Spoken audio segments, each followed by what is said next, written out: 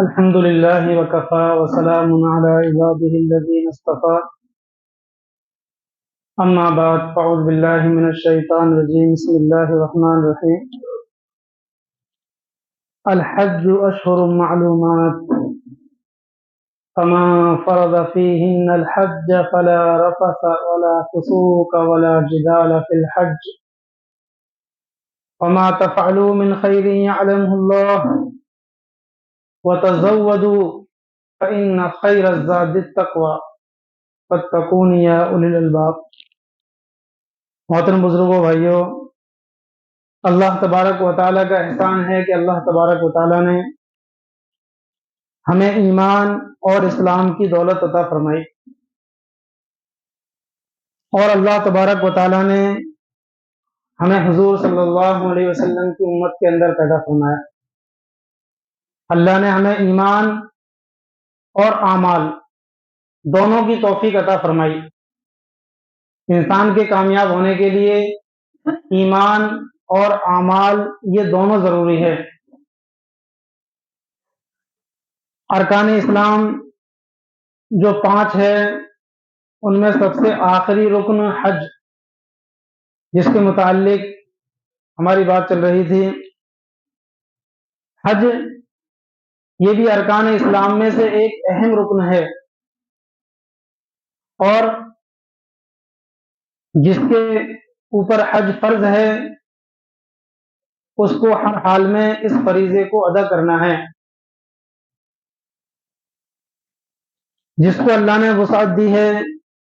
اور جس کو اللہ نے اتنی گنجائش دی ہے کہ وہ بیت اللہ جا سکے اور اپنے گھر والوں کا خرچ چھوڑ کر جائے،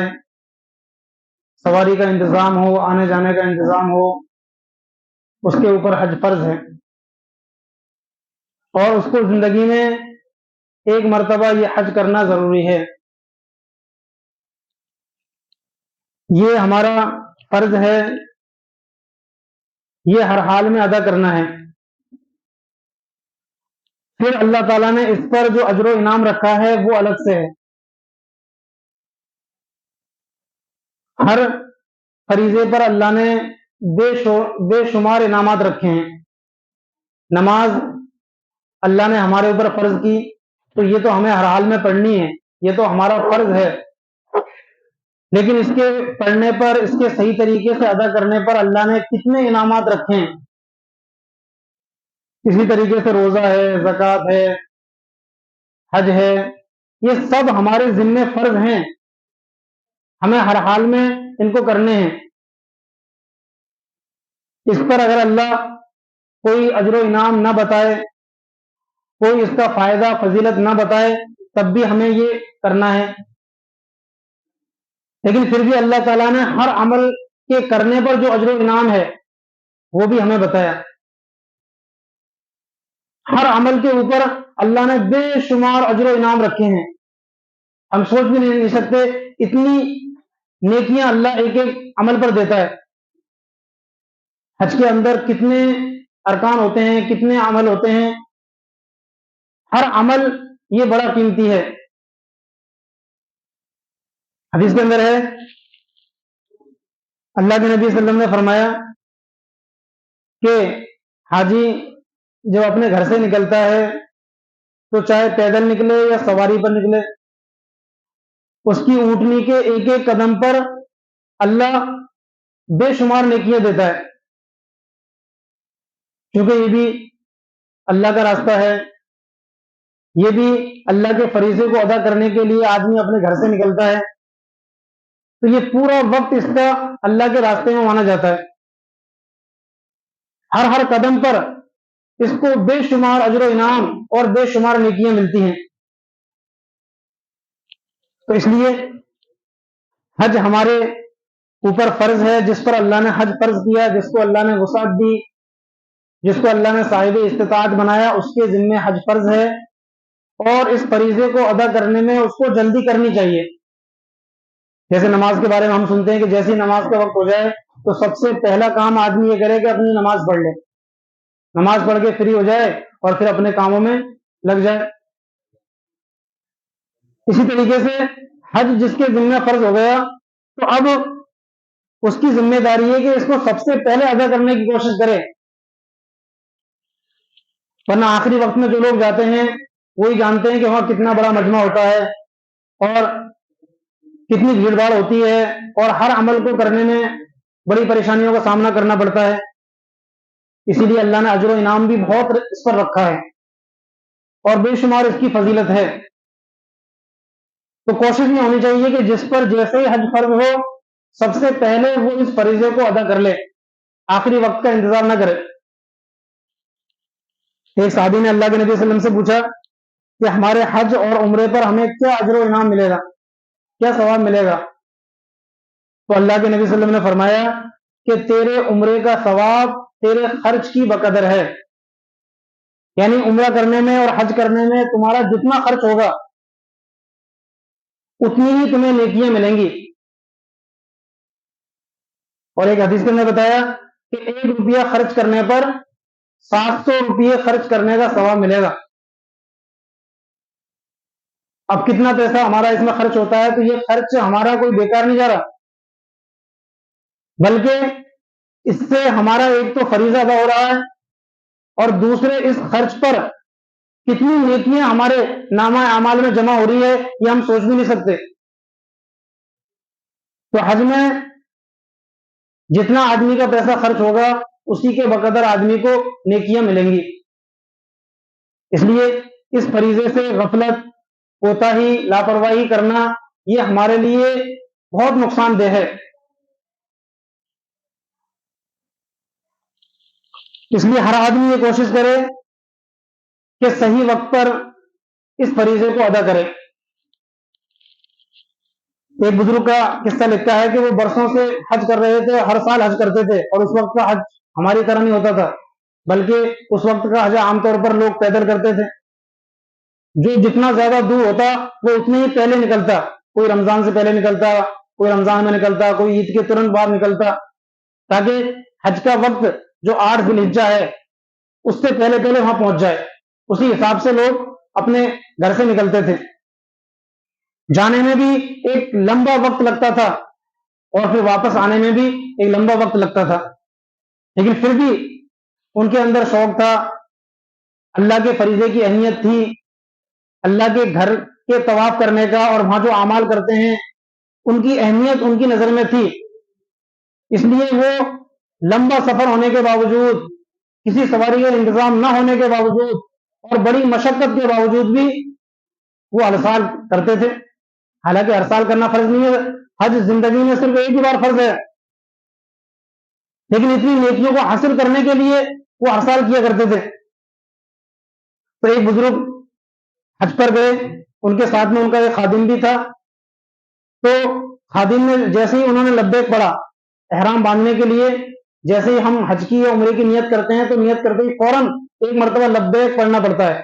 لبیک اللہم لبیک لبیک لا شریک لک لبیک ان الحمد والنعمت لک والملک لا شریک لک. یہ پڑھنا ضروری ہے ایک مرتبہ، اور پھر طواف شروع کرنے تک اس کو پڑھتے رہنا ہے. تو خادم نے دیکھا کہ جیسے ان بزرگ نے لبیک پڑھا تو آواز آئی کہ لا لبیک، یعنی تمہاری لبیک قبول نہیں ہے.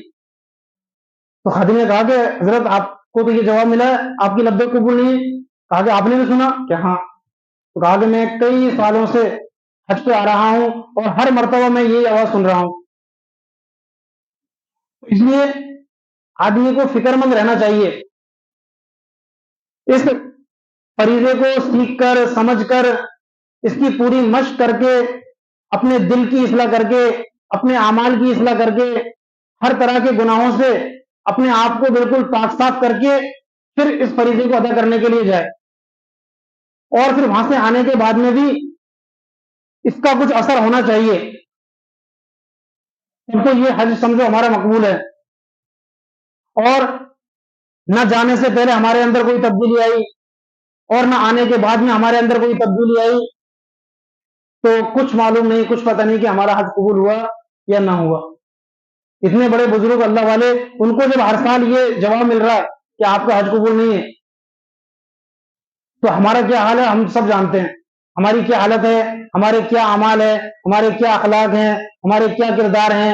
ہمارا رہن سہن کیسا ہے، بھائیوں کے ساتھ میں ہمارا کیا معاملہ ہے، پڑوسیوں کے ساتھ میں ہمارا کیا معاملہ ہے، والدین کے ساتھ میں ہمارا کیا معاملہ ہے، اولاد کے ساتھ میں ہمارا کیا معاملہ ہے، وہ ہم سب جانتے ہیں. ہم کس کے کتنے حقوق ادا کر رہے ہیں، ہر آدمی اپنی حالت کو جانتا ہے. تو حج پر جانے سے پہلے بھی اس کی وہی حالت ہے جو برسوں سے اس کی حالت تھی. جن گناہوں کے اندر وہ مبتلا تھا برسوں سے، جانے سے پہلے بھی وہ ان کے اندر مبتلا ہے، اور آنے کے بعد میں بھی وہ انہی گناہوں کے اندر مبتلا ہے. تو کچھ پتہ نہیں اس کا کہ حج قبول ہوا یا نہ ہوا. اس لیے اللہ سے ڈرتے رہنا چاہیے، اپنی اصلاح کرتے رہنا چاہیے، اور فکر مند رہنا چاہیے کہ وہ تو بزرگان دین تھے. ہر سال یہ آواز سن رہے ہیں کہ آپ کا حج قبول نہیں ہے، دوسرے سال کر رہے ہیں، تیسرے سال کر رہے ہیں، برسوں ہو گئے ان کو اسی فکر میں کہ پچھلی سال تو قبول ہوا نہیں، چلو اس سال کرتا ہوں. اس سال کیا، اس سال بھی یہی آواز، برسوں سے کر رہے ہیں، ہر مرتبہ یہی جواب مل رہا ہے، لیکن وہ ہمت نہیں ہارے اور ہر سال اس کو کر رہے ہیں کہ چلو اس سال کوئی غلطی ہوگی، اس سال کو کمی ہوگی تو اگلے سال پوری ہوگی، آخر تک کرتے رہے. اس لیے ہمیں یہ فکر مند رہنا چاہیے کہ حج کرنے کے بعد میں ہمارے اندر تبدیلی آنی چاہیے، تاکہ یہ پتہ تو چلے کہ ہاں واقعی اللہ نے اس کے حج کو قبول کیا ہے. آدمی اللہ کے راستے میں جائے اور پھر وہاں سے کچھ اعمال نہ لے کر آئے، وہاں سے کچھ سیکھ کر نہ لائے، وہاں سے اپنے دل کی اصلاح کر کے نہ آئے، تو اس کا سمجھو کہ اس کا جانا، اس کا پیسہ خرچ کرنا، اس کا وقت خرچ کرنا، یہ سب جو ہے بیکار ہے. کوئی اس کو فائدہ حاصل نہیں ہوگا. ہو سکتا فریضہ اس کا ادا ہو جائے، ایک فارمیلٹی پوری ہو جائے کہ ہاں بھائی تمہارا فرض ادا ہو چکا، لیکن جو اجر و انعام ہے، جو فوائد ہیں، جو نعمتیں ہیں اور جو انعامات ہیں، وہ حاصل نہیں ہوں گے. اور وہاں جانے کے بعد میں آدمی کو ایک یہ فکر ہوتی ہے، وہاں آدمی جاتا ہے تو یہ دیکھتا ہے کہ بڑا اور چھوٹا سب ایک لائن میں لگے ہوئے ہیں. وہاں کوئی اگر اپنے ملک کا بادشاہ ہے، وہ بھی اگر جاتا ہے تو وہ بھی عام آدمی کی طرح رہے گا، احرام کی حالت میں رہے گا، ایک چادر اور ایک لنگی پہنے گا، اور جس طریقے سے سب طواف کر رہے ہیں وہ بھی طواف کرے گا. سب مینا میں جا رہے ہیں اور نیچے زمین پر سو رہے ہیں، وہ بادشاہ بھی جو ہے نیچے زمین پر سوئے گا. سب عرفات کے اندر ہے تو وہ بھی عرفات کے اندر رہے گا. تو وہاں جانے کے بعد میں آدمی کے اندر یہ چیز پیدا ہونی چاہیے کہ دیکھو یہاں لاکھوں کا مجمع ہے، کوئی اپنے شہر کا حاکم ہے، کوئی اپنے صوبے کا حاکم ہے، کوئی اپنے ملک کا حاکم ہے، نہ معلوم کیسے کیسے لوگ ہوں گے، کسی کو کوئی پہچانتے ہی نہیں، وہاں تو سب ایک ہی لباس کے اندر ہے، کسی کی کوئی پہچان نہیں، کوئی کتنے بڑے ملک کا حاکم ہے. تو وہاں جو ہے بڑے اور چھوٹے سب ایک لائن میں لگے ہوئے ہیں. تو آدمی کو اس سے یہ سبق حاصل کرنا چاہیے کہ ہم جو ہے بڑے چھوٹے کچھ بھی نہیں ہیں، ہم سب اللہ کی نظر میں ایک ہیں، اور ہم سب جو ہے اللہ کی نظر میں برابر ہیں. یہ چیز آدمی کو وہاں جانے کے بعد میں حاصل ہونی چاہیے، اور وہاں جانے کے بعد میں آدمی کو اس بات کو احساس ہو جو قرآن کریم میں اللہ نے فرمایا، یا ایھا الناس انتم الفقراء، کہ اے لوگوں تم سب کے سب اللہ کے فقیر ہو، تم سب کے سب اللہ کے محتاج ہو، کوئی بڑا کوئی چھوٹا نہیں. یہ چیز اگر وہاں جانے کے بعد میں آدمی کے اندر پیدا ہو رہی ہے، وہاں سے آنے کے بعد میں آدمی اپنے آپ کو بالکل سب کے برابر سمجھ رہا ہے، تب تو سمجھو کہ وہاں سے کچھ یہ حاصل کر کے آیا اور کچھ لے کر آیا. اور وہاں سے آنے کے بعد میں بھی آدمی اپنے آپ کو بڑا سمجھ رہا ہے، اپنے آپ کو جو ہے بڑا سمجھ رہا ہے کہ میں کسی جو ہے شہر کا حاکم ہوں، میں کسی ملک کا حاکم ہوں، میں کسی صوبے کا حاکم ہوں، اور جو ہے لوگ مجھے پوچھیں، لوگ میری بات مانیں، لوگ مجھ سے ہر چیز میں مشورہ کریں اور میرے مشورے کے مطابق چلیں، ہر کام میں مجھے بلائیں، ہر کام میں مجھے آگے رکھیں. ان چیزوں کی جو ہے فکر نہ کرے، اور ان چیزوں کو آدمی وہاں سے چھوڑ کر آئے، یہ سبق حاصل کرے کہ اتنا بڑا مجمع ہے اور کیسے کیسے لوگ ہیں، امیر، غریب، فقیر، محتاج، سب جو ہے یہاں ایک ہی لائن کے اندر لگے ہوئے ہیں، کسی کے لیے کوئی خصوصی اہتمام نہیں. تو یہ چیز جو ہے آدمی حاصل کرے. اسی طریقے سے ایک سادی عورت نے اللہ کے نبی صلی اللہ علیہ وسلم سے پوچھا کہ میرے والد پر حج فرض ہوا لیکن ایسی حالت میں ہوا کہ میرے والد اب سواری پر سوار نہیں ہو سکتے، یعنی جب جوان تھے تب تو ان کے پاس میں اتنا مال نہیں آیا، لیکن جب مال آیا تو اب جو ہے وہ اتنے کمزور ہو گئے کہ وہ سواری پر بھی سوار نہیں ہو سکتے، تو کیا کیا جائے؟ کیا میں ان کی طرف سے حج کروں؟ تو اللہ کے نبی صلی اللہ علیہ وسلم نے فرمایا کہ ہاں تم جو ہے ان کی طرف سے حج کرو۔ اسی طریقے سے ایک حدیث میں اللہ کے نبی صلی اللہ علیہ وسلم نے فرمایا کہ ایک حج بدل کی وجہ سے اللہ تعالیٰ 3 آدمیوں کو جنت میں داخل فرماتے ہیں۔ ایک اس مردہ آدمی کو، اس مرنے والے کو جس کی طرف سے حج بدل کیا جائے، کسی آدمی پر حج فرض تھا وہ نہ کر سکا اور اس نے اپنی اولاد کو وصیت کی کر دی کہ میری طرف سے حج کرنا، یا کسی آدمی پر حج فرض ہوا اور اس کی صحت اور تندرستی نے ساتھ نہیں دیا اور وہ نہیں کر سکا،